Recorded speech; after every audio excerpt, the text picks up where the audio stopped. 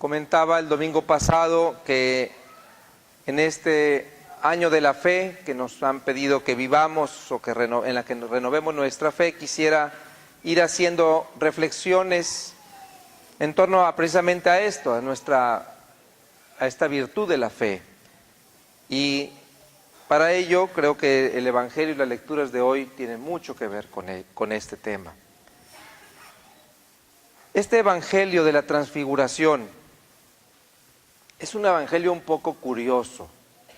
Bueno, yo no sé si ustedes se la hubieran creído. Si yo llego con ustedes y les diga, es que fui aquí al Chipinque y Jesús se me apareció, y junto con Jesús estaban María, Pablo y Pedro, y ellos estaban platicando y yo me quería quedar ahí. Y entonces, y así le puedo yo seguir con mi narración o mi experiencia.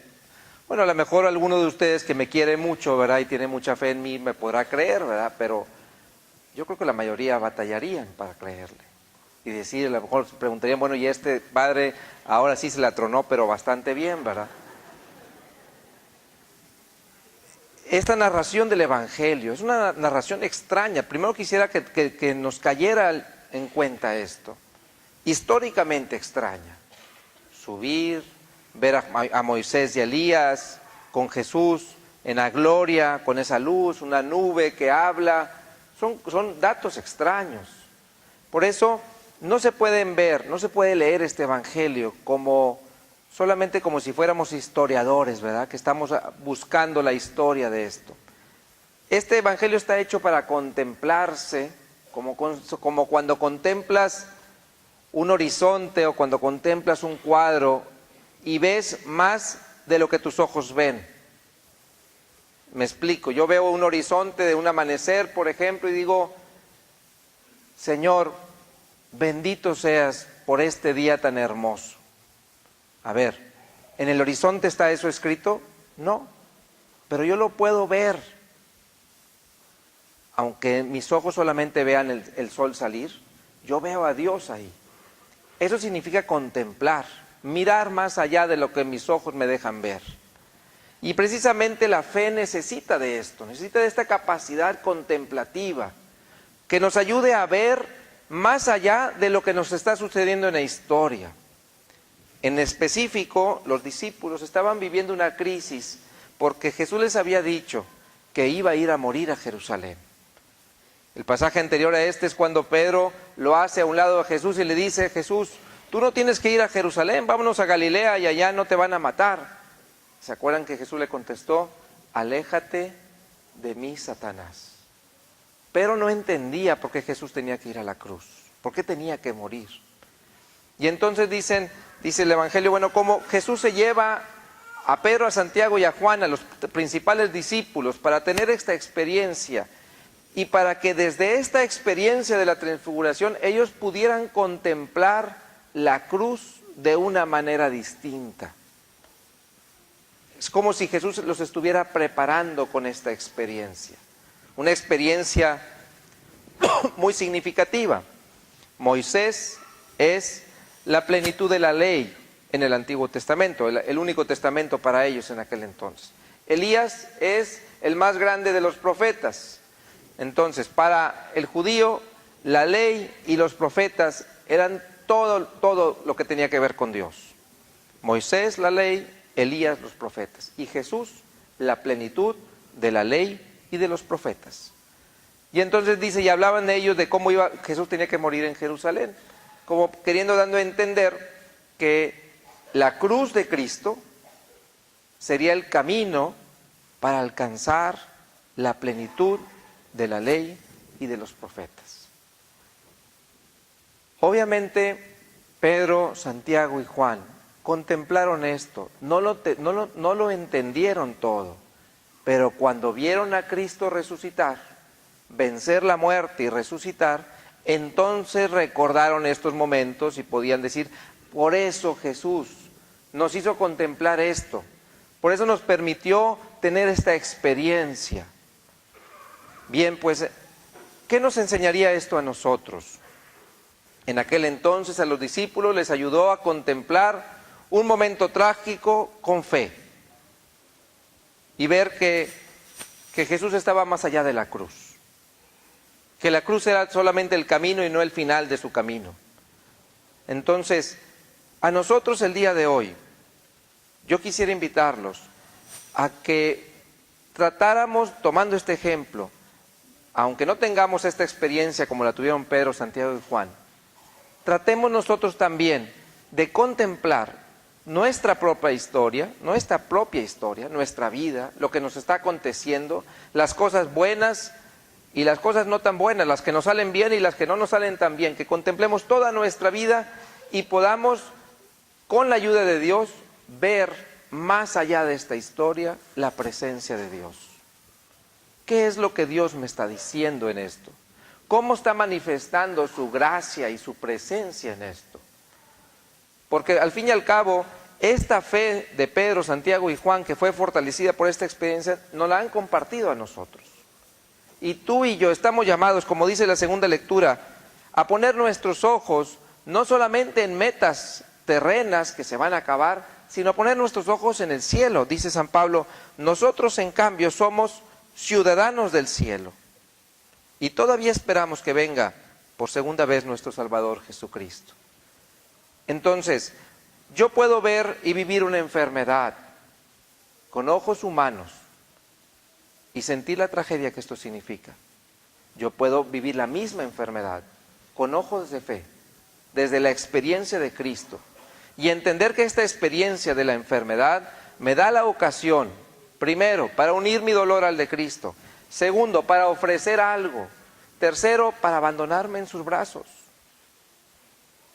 Al grado que podíamos, como lo he escuchado de muchos enfermos, que me dicen, Padre, no me ha pasado nada mejor en mi vida que esta enfermedad.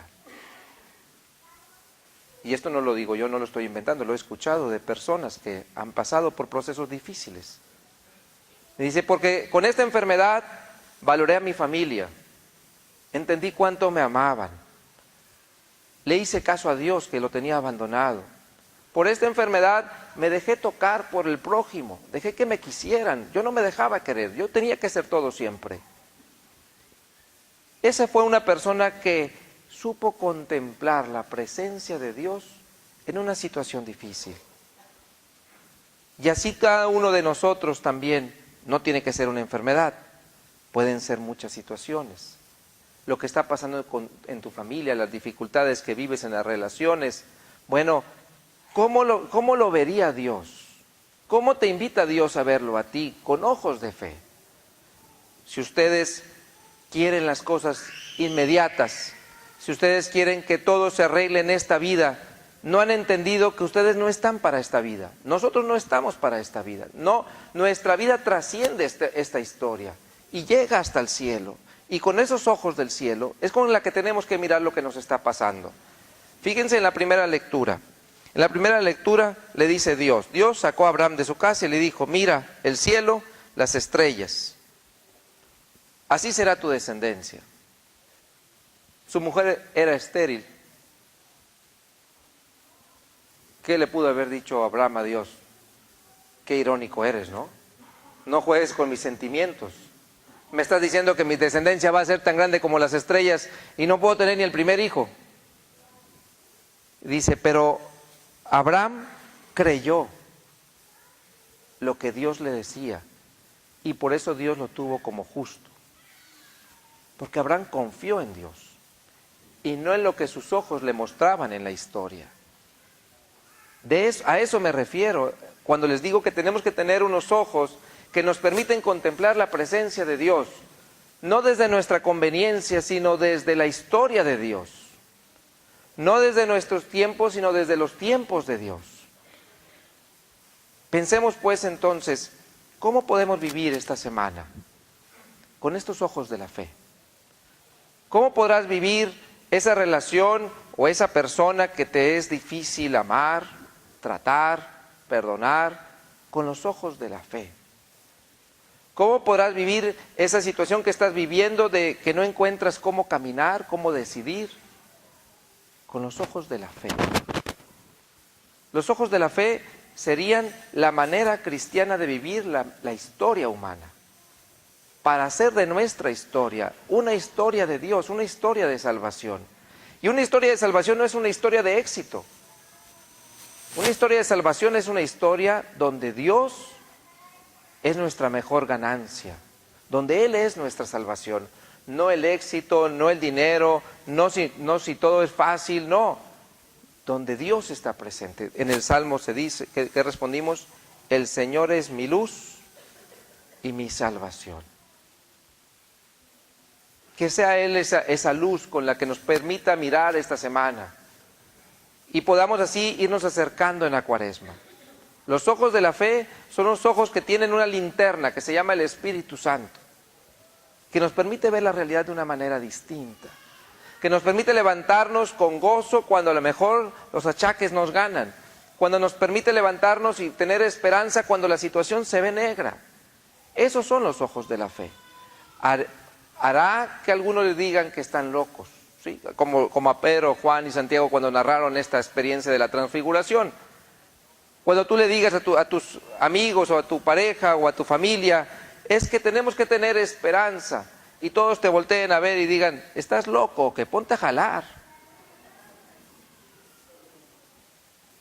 Y sí, te tendrás que poner a trabajar, pero con esperanza que las cosas saldrán. Y se vive distinta la vida.